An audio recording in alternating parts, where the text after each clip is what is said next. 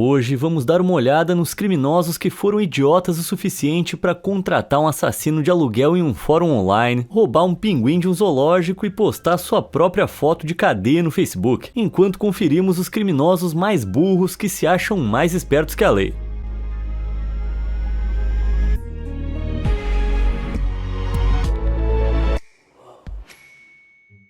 Amizade falsa.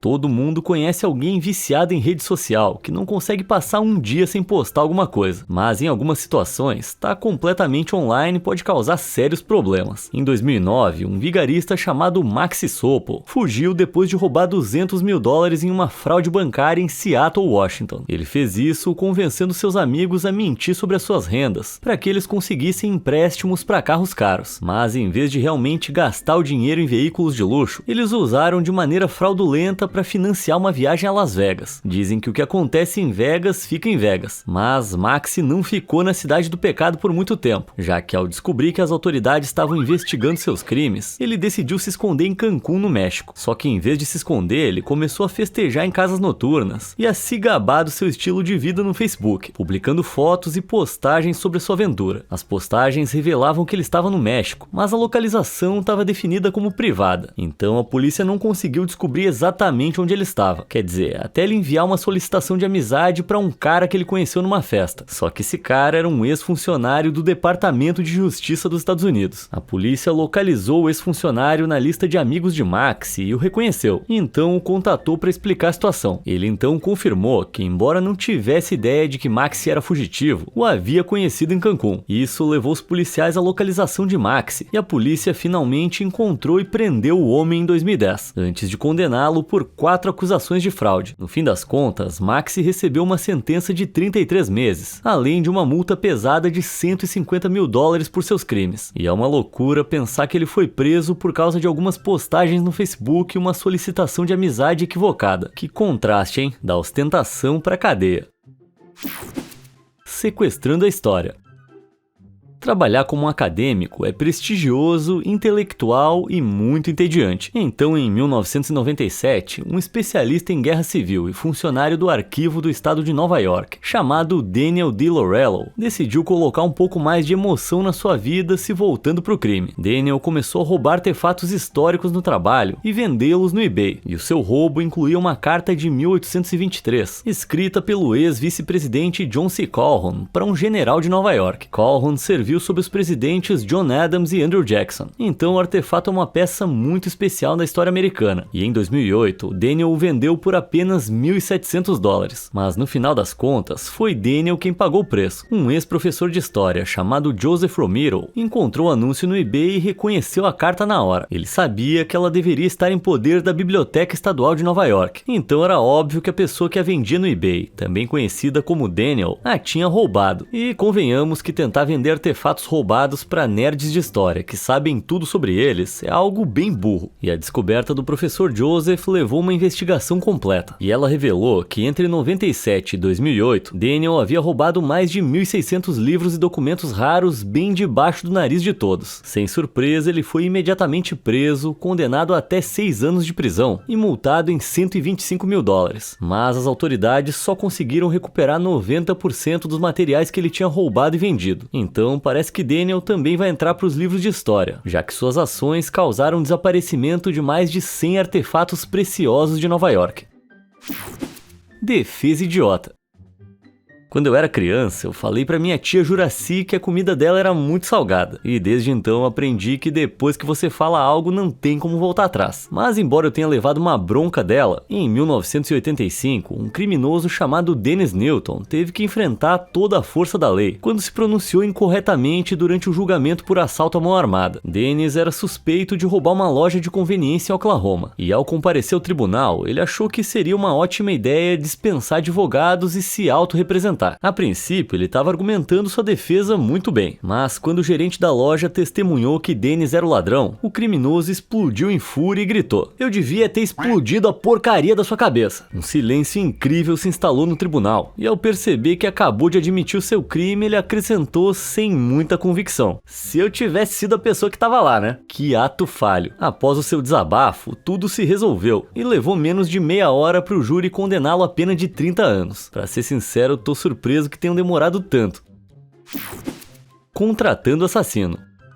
Eu só usei o tal do Craigslist 2 vezes, para vender uns móveis e contratar um faz-tudo. Mas em 2008, Anne Marie Linscott, de Grand Rapids, no estado de Michigan, publicou um anúncio aparentemente inocente no site, oferecendo um trabalho freelance que escondia uma solicitação criminosa. Quando 3 pessoas responderam a Anne e perguntaram qual era o trabalho, ela explicou que pagaria $5.000 para, abre aspas, erradicar a esposa de um homem por quem ela havia se apaixonado. Anne teve um caso com um cara chamado John em 2005 e se apaixonou por ele, mas ele a deixou para voltar para a esposa. Então Anne Marie recorreu ao Craigslist para romper o casamento deles de maneira violenta e permanente. Sem surpresa, os 3 entrevistados imediatamente denunciaram Anne à polícia, e a sua publicação foi toda a evidência de que as autoridades precisavam para acusá-la a 12 anos e meio de prisão por intenção de assassinato. Cara, contratar um assassino de aluguel publicamente na internet é incrivelmente burro, e eu não consigo imaginar que tipo de resposta ela esperava ao seu pedido. Ela achou que um assassino de aluguel de verdade ia responder, tipo: "Opa, e aí, eu sou atirador de elite profissional, só manda o endereço aí que eu mato quem você quiser." Uma noite selvagem. De vez em quando, é divertido se soltar um pouco mais e ter uma noite selvagem. Mas em 2012, Rhys Jones e Carrie Mills festejaram um pouco demais e tiveram uma noite selvagem além da conta, quando ficaram bêbados e roubaram um pinguim do SeaWorld de Queensland, na Austrália. Os turistas galeses estavam de férias, quando ficaram muito bêbados, invadiram o parque, nadaram com golfinhos, acionaram um extintor de incêndio em um recinto de tubarões e por fim sequestraram o pinguim Dirk e o levaram para o apartamento deles. Olha, eu já tive algumas ressacas terríveis, mas quando eles acordaram e encontraram um pinguim perambulando, devem ter se arrependido. Inicialmente, tentaram cuidar do pinguim dando-lhe pão e colocando no chuveiro, mas acabaram desistindo e abandonaram Dirk sob o pier de Southport. A dupla quase se safou, só que eles postaram vídeos de Dirk no Facebook, que foram denunciados à polícia, e eles foram presos e multados em mais de $650 cada. O juiz considerou que os turistas não agiram com malícia, então eles não foram condenados por nenhum crime, embora eu ache que eles não serão bem-vindos de novo no SeaWorld. E o que aconteceu com Dirk? Bom, ele acabou sendo encontrado embaixo do pier e foi devolvido ao seu recinto e reencontrou sua namorada Peaches. Ah, pelo menos um final feliz. Confissão criminal.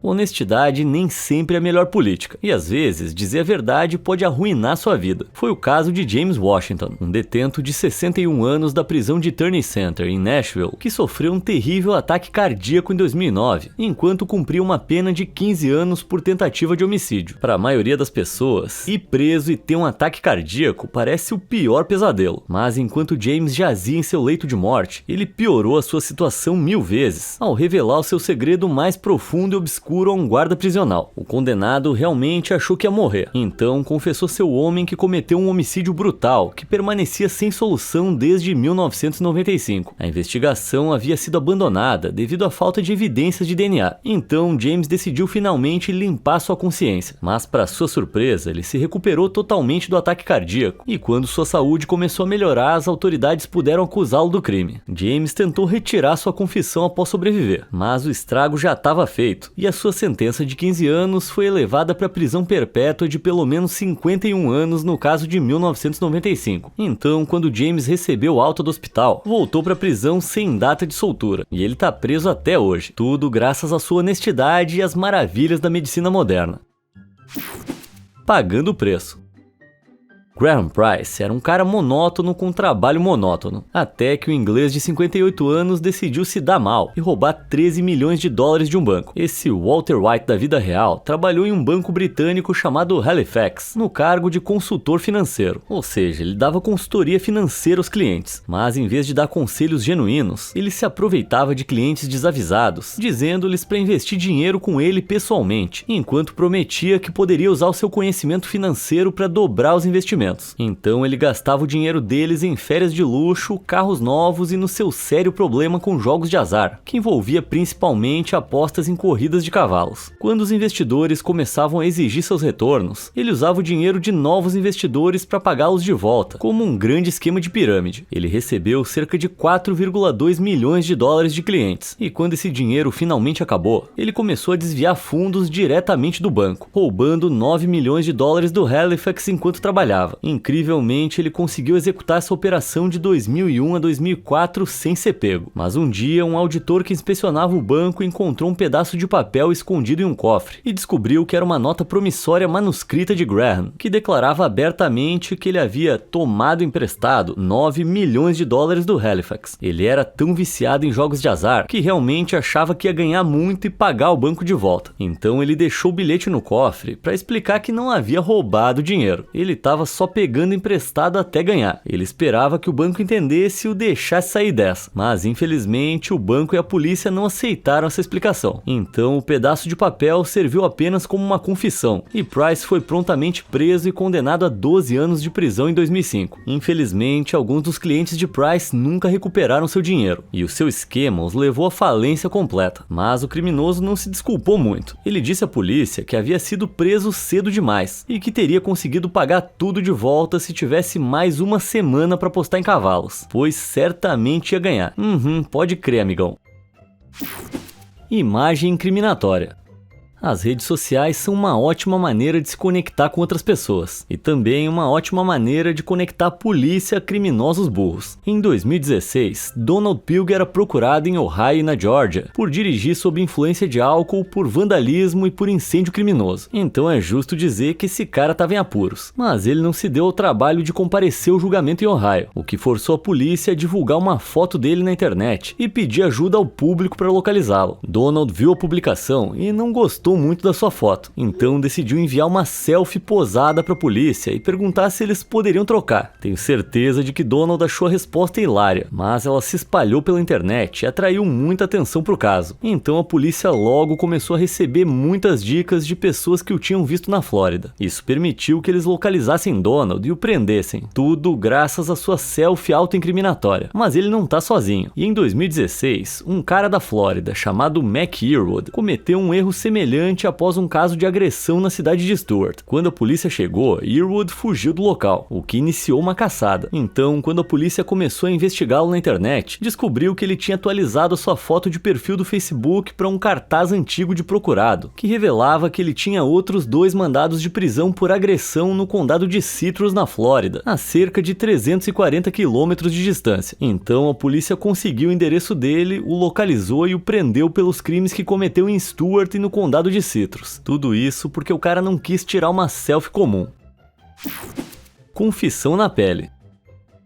O pior tipo de criminoso é aquele que não sente absolutamente nenhum remorso por seus crimes. E essa descrição definitivamente se encaixa no gangster californiano Anthony Garcia. Em 2004, Garcia cometeu um homicídio contra um membro de uma gangue rival em frente a uma loja de bebidas em Pico Rivera. Os policiais não tinham pistas e ele escapou da prisão por 4 anos, até separado em 2008 por dirigir com a carteira suspensa. A polícia suspeitou que ele fizesse parte de uma gangue chamada Rivera 13. Então, antes de libertá-lo, tirou algumas fotos das suas tatuagens, um procedimento padrão para documentar membros de gangues e mantê-los sob controle. Essas fotos chegaram às mãos do sargento detetive Kevin Lloyd, que estava na polícia há anos, e quando ele começou a examiná-las, percebeu que Garcia tinha a cena do homicídio da loja de bebidas de 2004 tatuada em seu peito. Ela mostrava claramente a fachada da loja e os arredores, bem como o próprio tiroteio. O apelido de Garcia era Chopper, que é representado no helicóptero disparando contra a vítima. Além disso, a vítima é representada como o mascote dos Planters, o Sr. Peanut, uma referência ao fato de a gangue de Garcia insultar os membros da gangue rival de Peanuts. Não podia estar mais descarado. Então a polícia rastreou Garcia e o interrogou, o que o levou à prisão. Após um breve julgamento, Garcia foi condenado a 65 longos anos de prisão e finalmente recebeu a punição por um crime que ele tinha cometido 4 anos antes. Aposto que ele se arrependeu muito dessa tatuagem, mas com certeza essa tatuagem não é pior que a minha. Cara, cadê minha bicicleta? Quando eu era criança, eu roubei o brinquedo favorito da minha melhor amiga, e eu me senti tão mal com aquilo que eu devolvi no outro dia e comecei a chorar. Mas alguns adultos não têm essa consciência pesada, e em 2013, um homem de 57 anos de São Francisco, chamado Mark Moore, deixou claro que não tinha nenhum problema em roubar coisas de outras pessoas. Na verdade, ele era um ladrão de bicicletas em série, que roubou 10 bicicletas e mais de 100 peças de diferentes proprietários antes de tentar vendê-las na internet. Em 2013, ele encontrou um comprador para uma bicicleta roubada no Craigslist e combinou de encontrar o cara na estação de trânsito Ashby em Berkeley. Mas ao chegar, ele descobriu que tinha sido enganado. Uma das vítimas de Mark viu a sua própria bicicleta roubada sendo vendida no Craigslist, e então combinou de comprá-la e contatou a polícia. Eles então organizaram uma operação policial na estação de trânsito de Ashby, e quando Mark chegou para a venda, a polícia apareceu para prendê-lo. Mark enfrentou acusações de posse de propriedade roubada e foi mantido preso com uma fiança de $105 mil, marcando seu fim como ladrão de bicicletas. Tudo porque ele foi burro o suficiente para vender uma bicicleta roubada na internet, sem perceber que estava vendendo para a mesma pessoa de quem roubou. James e o GPS. Dizem que a definição de insanidade é continuar fazendo a mesma coisa e esperar resultados diferentes, mas eu diria que essa é a definição da burrice. E em 2008, um criminoso foi burro o suficiente para cometer o mesmo crime várias vezes, tudo enquanto era vigiado pela polícia. James Wombles cometeu vários roubos no condado de Miami, em Ohio, entre dezembro de 2008 e janeiro de 2009. Enquanto escapava com alguns eletrônicos e armas roubados, ele pensou que tinha cometido o crime perfeito, mas a polícia logo o localizou e o prendeu em seu carro, já que ele tinha assaltado essas casas usando uma tornozeleira eletrônica com GPS. Antes dessas invasões, ele já tinha sido preso e condenado por roubo de propriedade no condado de Greene, então passou a usar uma tornozeleira eletrônica que monitorava seus movimentos 24 horas. O resultado é que quando James saiu e cometeu as invasões no condado de Miami, a polícia pôde ver que ele tinha visitado todas as cenas do crime. Então eles usaram a tornozeleira para rastrear sua localização exata e prendê-lo, e o encontraram sentado em um carro cheio de coisas roubadas, o que lhes deu todas as evidências necessárias para condená-lo a 10 anos de prisão. Dedo duro do Snapchat. Nos filmes, os criminosos tendem a escapar da polícia com sequências de perseguição cheias de ação, que envolvem carros esportivos e explosões. Portanto, não é surpresa que quando um criminoso do Maine tentou evitar a prisão indo para casa e se escondendo em um armário da cozinha, foi porque ele não teve tanto sucesso. Em 2015, Christopher Wallace, que por acaso tem o mesmo nome do rapper Notorious B.I.G., estava fugindo da polícia por várias semanas após cometer um roubo, até que decidiu voltar para casa e se esconder por lá. Só que ele tomou a decisão idiota de postar sobre o seu retorno no Snapchat, o que levou uma pessoa a denunciar e notificar a polícia. Os policiais apareceram e revistaram a casa, mas não conseguiram encontrá-lo. Então, assim que começaram a sair da propriedade, Christopher postou de novo no Snapchat para dizer aos seus seguidores que a polícia nunca o encontraria, porque ele estava escondido dentro de um armário da cozinha. Os policiais receberam outra ligação sobre essa segunda postagem, então foram direto para a cozinha, encontraram Christopher e o prenderam, acusando-o de roubo e colocando-o na cadeia. A melhor partida de esconde-esconde que eu já vi. Culpado inocente. Eu admito que às vezes eu sou bem inocente e já fui enganado algumas vezes, mas pelo menos eu não sou tão ingênuo quanto Alberto Lopes, um criminoso que caiu direto em uma armadilha incrivelmente óbvia que a polícia preparou para pegá-lo. Em 2016, Lopes foi suspeito de roubar $5 mil do banco onde trabalhava em Cottonwood, no Arizona, mas escapou da captura, fugindo da cidade e se mudando para Phoenix. Depois de um ano, ele sentiu saudades de casa, então decidiu voltar para Cottonwood e se candidatar ao emprego, esperando que a situação estivesse tranquila. Isso parece bem inocente, e para piorar a situação, a vaga para a qual ele se candidatou era para despachante do departamento de polícia. Quando a polícia analisou a sua candidatura, foi feita uma verificação de antecedentes, e imediatamente eles descobriram que ele tinha um mandado de prisão. Mas em vez de localizá-lo, eles decidiram se divertir um pouco, chamando Lopes para uma entrevista. Incrivelmente, ele entrou direto na delegacia com seu melhor terno, e ao sentar para ser entrevistado, ele foi algemado e preso por furto qualificado. Eu já passei por algumas entrevistas complicadas, mas nenhuma delas me levou pra cadeia. Romance policial. Algumas histórias reais são realmente mais estranhas que a ficção, e a história do autor polonês Christian Bala é tão absurda que parece tirada diretamente das páginas de um romance policial. Literalmente. No ano 2000, Bala começou a suspeitar que um empresário havia se envolvido com a sua ex-esposa. Então, em um ataque de ciúmes, ele sequestrou o cara e cometeu homicídio. Mas ele claramente havia feito sua lição de casa, já que a polícia não encontrou pistas e abandonou a investigação após 6 meses. O caso ficou sem solução por anos, e parecia que Bala havia escapado impune, mas em vez de se esconder, ele decidiu se tornar um autor independente e escreveu um romance policial chamado Amok, baseado no crime que ele havia cometido. O livro se tornou um best-seller, e quando um policial polonês o leu, percebeu que o enredo correspondia aos detalhes do crime de verdade, e que o criminoso fictício se chamava Chris. À medida que investigavam mais a fundo, descobriram que a história também incluía detalhes do homicídio que nunca foram divulgados ao público, o que essencialmente provava que Christian havia cometido o crime. Assim, o próprio livro reabriu o caso arquivado e foi a principal prova usada pelas autoridades para prender Christian e condená-lo a 25 anos de prisão em 2007. Eu entendo que ter ideias criativas é difícil. Agora, da próxima vez que você tiver um bloqueio criativo, é melhor não escrever sua confissão mais sombria e publicar para o mundo inteiro. O fim de uma era. Contando com o Poderoso Chefão, Família Soprano e Os Bons Companheiros, algumas das produções de cinema mais famosas de todos os tempos pertencem ao gênero gangster. Mas a vida do verdadeiro gangster John Dillinger é bem mais selvagem do que qualquer filme. Dillinger e sua gangue atuaram no centro-oeste dos Estados Unidos durante a Grande Depressão, que durou de 1929 a 1939. Durante esses anos, foram responsáveis por vários homicídios, roubos e 3 fugas da prisão. E ele se tornou tão famoso que foi apelidado de inimigo público número 1. Mas, surpreendentemente, o terrível criminoso acabou sendo capturado de forma bem constrangedora. Em 1934, Dillinger estava se escondendo com sucesso da polícia em Chicago. Mas em 22 de julho, de maneira bem tola, ele quebrou seu disfarce para ir assistir a um filme chamado Manhattan Melodrama, já que era um fã ferrenho da atriz principal Myrna Loy, e eu achando que os fãs da Taylor Swift que eram devotos. O filme era sobre um advogado que tem que mandar o seu melhor amigo criminoso para a cadeira elétrica, e Dillinger estava prestes a enfrentar um destino parecido. Uma de suas companheiras avisou a polícia, e depois de assistir ao filme e sair do Biograph Theater, o gangster encontrou a polícia esperando por ele do lado de fora. Ele começou a correr, mas a polícia o parou a tiros e encerrou definitivamente a sua onda de crimes. Muita gente acredita que o destino de Dillinger marcou o declínio de toda a era dos gangsters, já que a polícia conseguiu capturar mais de 25 outros gangsters proeminentes, que ajudaram e incitaram Dillinger. Então a decisão dele de ir ao cinema foi uma péssima ideia, e um período inteiro da história americana pode ter terminado devido à sua paixão por uma atriz. Autoexposição.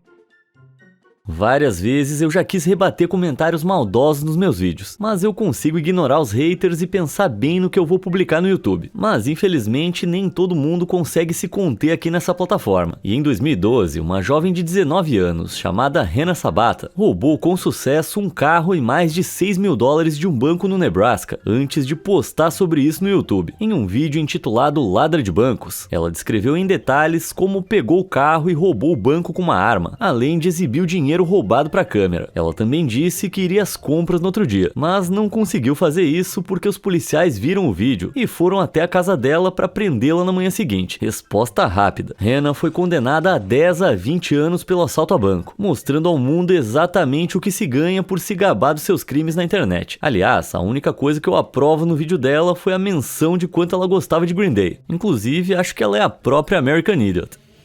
Bom, acho que já foi burrice demais por hoje, e felizmente todos esses idiotas foram presos. Qual dessas histórias patéticas foi a sua favorita? Diz pra mim aí nos comentários e obrigado por assistir.